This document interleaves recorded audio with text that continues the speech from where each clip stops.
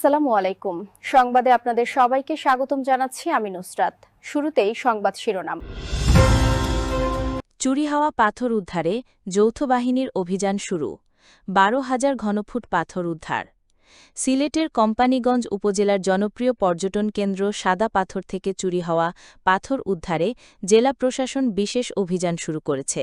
দীর্ঘদিন ধরে অবৈধভাবে উত্তোলিত পাথর ফেরানোর জন্য প্রশাসন ও আইনশৃঙ্খলা বাহিনী যৌথভাবে মাঠে নেমেছে। রংপুরে জামাই শ্বশুরকে পিটিয়ে হত্যায় ৮ পুলিশ সদস্য বরখাস্ত। রংপুরের তারাগঞ্জে চোর সন্দেহে দুজনকে পিটিয়ে হত্যার ঘটনায় দায়িত্বে অবহেলার অভিযোগে ২ উপপরিচালক এসআই ও ৬ কনস্টেবলকে সাময়িক বরখাস্ত করা হয়েছে। রংপুর পুলিশ সুপারের নির্দেশে তাদের বরখাস্ত করে পুলিশ লাইন্সে সংযুক্ত করা হয়। বিদ্যমান ব্যবস্থায় নির্বাচন হলে নতুন ফ্যাসিবাদের জন্ম হতে পারে বলে মনে করেন বাংলাদেশ জামায়াতে ইসলামের সেক্রেটারি জেনারেল ও সাবেক এমপি মিয়া গোলাম পারোয়ার। তিনি প্রয়োজনীয় সংস্কার ছাড়া নির্বাচন জনগণের সঙ্গে প্রতারণা হবে বলে জানান। তিনি নির্দলীয় সরকারের অধীনে জুলাই সনদের আইনি ভিত্তি প্রতিষ্ঠা করে সেই আলোকে জাতীয় নির্বাচন আয়োজনের আহ্বান জানান। দেশে ফিরেছেন প্রধান উপদেষ্টা।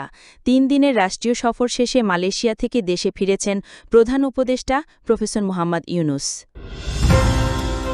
এতক্ষণ শুনছিলেন সংবাদ শিরোনাম, এখন বিস্তারিত। সিলেটের কোম্পানীগঞ্জ উপজেলার জনপ্রিয় পর্যটন কেন্দ্র সাদা পাথর থেকে চুরি হওয়া পাথর উদ্ধারে জেলা প্রশাসন বিশেষ অভিযান শুরু করেছে। দীর্ঘদিন ধরে অবৈধভাবে উত্তোলিত পাথর ফেরানোর জন্য প্রশাসন ও আইনশৃঙ্খলা বাহিনী যৌথভাবে মাঠে নেমেছে।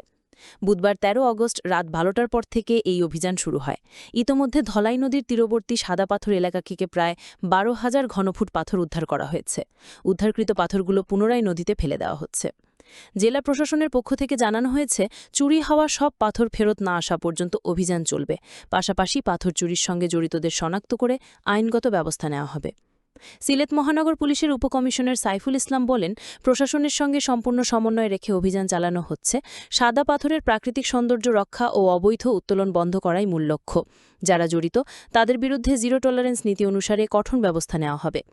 এর আগে বুধবার ১৩ আগস্ট রাতে জেলা প্রশাসনের জরুরি সভায় সিদ্ধান্ত নেওয়া হয়, পর্যটন কেন্দ্র থেকে চুরি হওয়া সাদা পাথর আগের জায়গায় ফিরিয়ে নিয়ে আসার। সেই লক্ষ্যে রাতেই শুরু হল যৌথ বাহিনীর এই অভিযান। বৈঠকে জেলা প্রশাসন ৫টি বিষয়ে সিদ্ধান্ত নেয়। বিষয়টি নিশ্চিত করে জেলা প্রশাসক শের মাহবুব মুরাদ জানান, আমরা প্রশাসনের সকল স্তরের কর্মকর্তাদের নিয়ে জরুরি সভা করেছি। সভায় আমরা ৫টি সিদ্ধান্ত নিয়েছি। সেগুলো হল, জাফলং ইসিএ এলাকা ও সাদা পাথর এলাকায় ২৪ ঘণ্টা যৌথ বাহিনী দায়িত্ব পালন করবে।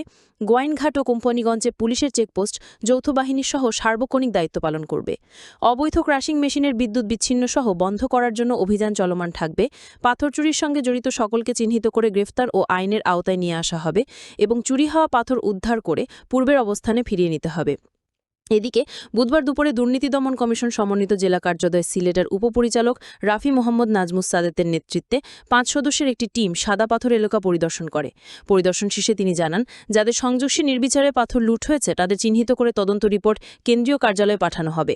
প্রশাসন ও খনিজ মন্ত্রণালয়ের কোনো ভূমিকা আছে কিনা সেটিও খতিয়ে দেখা হচ্ছে। দুদক সূত্র জানায়, কয়েক শত কোটি টাকার প্রাকৃতিক সম্পদ লুটের ঘটনায় তদন্ত কার্যক্রম শুরু হয়েছে। তদন্ত শেষে সংশ্লিষ্টদের বিরুদ্ধে আইনানুগ ব্যবস্থা নেওয়া হবে। স্থানীয় বাসিন্দা ও পর্যটকদের অভিযোগ করা হয়েছে, প্রভাবশালী মহল ও রাজনৈতিক ব্যক্তিদের আশ্রয় এই লুটপাট বছরের পর বছর চলছে। এতে শুধু প্রাকৃতিক সম্পদই নয়, পুরো পর্যটন শিল্পই হুমকির মুখে পড়েছে। সিলেটের কোম্পানীগঞ্জ উপজেলার জনপ্রিয় পর্যটন কেন্দ্র সাদা পাথর থেকে চুরি হওয়া পাথর উদ্ধারে জেলা প্রশাসন বিশেষ অভিযান শুরু করেছে। দীর্ঘদিন ধরে অবৈধভাবে উত্তোলিত পাথর ফেরানোর জন্য প্রশাসন ও আইনশৃঙ্খলা বাহিনী যৌথভাবে মাঠে নেমেছে। বুধবার ১৩ আগস্ট রাত ১২টার পর থেকে এই অভিযান শুরু হয়। ইতোমধ্যে ধলাই নদীর তীরবর্তী সাদা পাথর এলাকা থেকে প্রায় ১২,০০০ ঘনফুট পাথর উদ্ধার করা হয়েছে। উদ্ধারকৃত পাথরগুলো পুনরায় নদীতে ফেলে দেওয়া হচ্ছে। জেলা প্রশাসনের পক্ষ থেকে জানানো হয়েছে, চুরি হওয়া সব পাথর ফেরত না আসা পর্যন্ত অভিযান চলবে। পাশাপাশি পাথর চুরির সঙ্গে জড়িতদের শনাক্ত করে আইনগত ব্যবস্থা নেওয়া হবে। সিলেট মহানগর পুলিশের উপকমিশনার সাইফুল ইসলাম বলেন, প্রশাসনের সঙ্গে সম্পূর্ণ সমন্বয় রেখে অভিযান চালানো হচ্ছে। সাদা পাথরের প্রাকৃতিক সৌন্দর্য রক্ষা ও অবৈধ উত্তোলন বন্ধ করাই মূল লক্ষ্য। যারা জড়িত তাদের বিরুদ্ধে জিরো টলারেন্স নীতি অনুসারে কঠোর ব্যবস্থা নেওয়া হবে। এর আগে বুধবার ১৩ আগস্ট রাতে জেলা প্রশাসনের জরুরি সভায় সিদ্ধান্ত নেওয়া হয় পর্যটন কেন্দ্র থেকে চুরি হওয়া সাদা পাথর আগের জায়গায় ফিরিয়ে নিয়ে আসার। সে লক্ষ্যে রাতেই শুরু হল যৌথ বাহিনীর এ অভিযান। বৈঠকে জেলা প্রশাসন ৫টি বিষয়ে সিদ্ধান্ত নেয়। বিষয়টি নিশ্চিত করে জেলা প্রশাসক শের মাহবুব মুরাদ জানান, আমরা প্রশাসনের সকল স্তরের কর্মকর্তাদের নিয়ে জরুরি সভা করেছি। সভায় আমরা ৫টি সিদ্ধান্ত নিয়েছি। সেগুলি হল জাফলং ইসিএ এলাকা ও সাদা পাথর এলাকায় ২৪ ঘণ্টা যৌথ বাহিনী দায়িত্ব পালন করবে। গোয়াইনঘাট ও কোম্পানিগঞ্জে পুলিশের চেকপোস্ট যৌথ বাহিনীর সহ সার্বক্ষণিক দায়িত্ব পালন করবে। অবৈধ ক্রাশিং মেশিনের বিদ্যুৎ বিচ্ছিন্ন সহ বন্ধ করার জন্য অভিযান চলমান থাকবে। পাথর চুরির সঙ্গে জড়িত সকলকে চিহ্নিত করে গ্রেফতার ও আইনের আওতায় নিয়ে আসা হবে ও চুরি হওয়া পাথর উদ্ধার করে পূর্বের অবস্থানে ফিরিয়ে নিতে হবে। এদিকে বুধবার দুপুরে দুর্নীতি দমন কমিশন সমন্বিত জেলা কার্যালয় সিলেটের উপপরিচালক রাফি মোহাম্মদ নাজমুস সাদাতের নেতৃত্বে ৫ সদস্যের একটি টিম সাদা পাথর এলাকা পরিদর্শন করে। পরিদর্শন শেষে তিনি জানান, যাদের যোগসাজস্যে নির্বিচারে পাথর লুট হয়েছে তাদের চিহ্নিত করে তদন্ত রিপোর্ট কেন্দ্রীয় কার্যালয়ে পাঠানো হবে।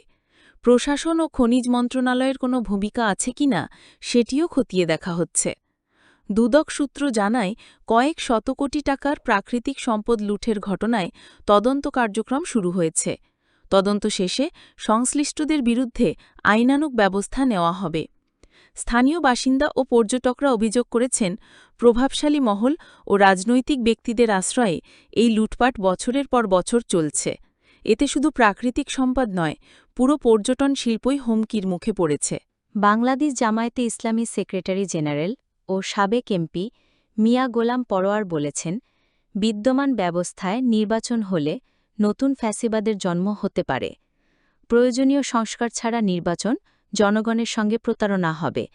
তিনি নির্দলীয় সরকারের অধীনে জুলাই সনদের আইনি ভিত্তি প্রতিষ্ঠা করে সেই আলোকে জাতীয় নির্বাচন আয়োজনের আহ্বান জানান। খুলনার ডুমুরিয়া উপজেলার আরাফাত আবাসিক এলাকায় উপজেলা জামায়াত আয়োজিত ভোটার সমাবেশে প্রধান অতিথির বক্তব্যে তিনি এই আহ্বান জানান। মিয়া গোলাম পরোয়ার বলেন, সারা দেশে দাঁড়িপাল্লা প্রতীকের পক্ষে গণজোয়ার সৃষ্টি হয়েছে। জনগণ অবাধ ও নিরপেক্ষভাবে ভোট দিতে পারলে ইসলামী আদর্শের শক্তিকেই ক্ষমতায় আনবে। আগস্ট বিপ্লবকে অর্থবহ ও টেকসই করতে দলমত নির্বিশেষে ঐক্যবদ্ধ হবার আহ্বানও জানান তিনি। সমাবেশে আরও বক্তব্য দেন জামায়াতের কেন্দ্রীয় মজলিসের শুরা সদস্য ও খুলনা জেলা সেক্রেটারি মুন্সী মিজানুর রহমান, সহকারী সেক্রেটারি মুন্সী মইনুল ইসলাম, ডুমুরিয়া উপজেলা আমির মাওলানা মুক্তার হোসেন, হরিণটানা থানা আমির আব্দুল গফুর সহ অন্যান্য নেতা। এ সময় বিভিন্ন দল থেকে ২০-২৫ জন নেতাকর্মী জামায়াতে ইসলামীতে যোগ দেন। আসন্ন নির্বাচনে প্রতিটি ভোট কেন্দ্রে শক্ত প্রতিদ্বন্দ্বিতা গড়ে তোলার আহ্বান জানিয়ে মিয়া গোলাম পরোয়ার বলেন, দেশের মানুষ এখন ইসলামী দলগুলোকে নেতৃত্বের আসনে দেখতে চায়। কোনো ষড়যন্ত্রই জনতার বিজয় ঠেকাতে পারবে না।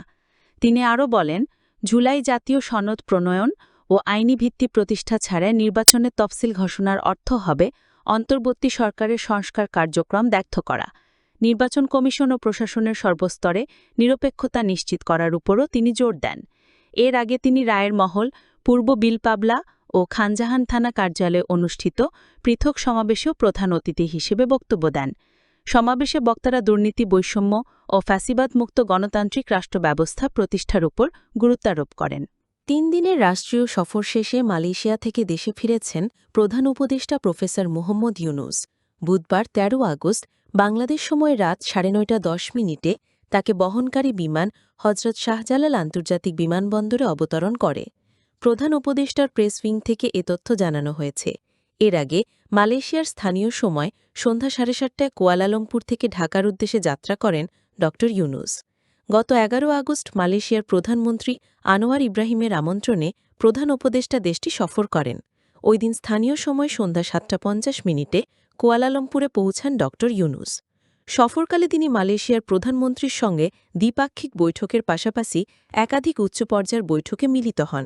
সফরের দ্বিতীয় দিনে প্রধান উপদেষ্টার উপস্থিতিতে বাংলাদেশ ও মালয়েশিয়া ৫টি সমঝোতা স্মারক ও ৩টি নোট বিনিময় করেছে।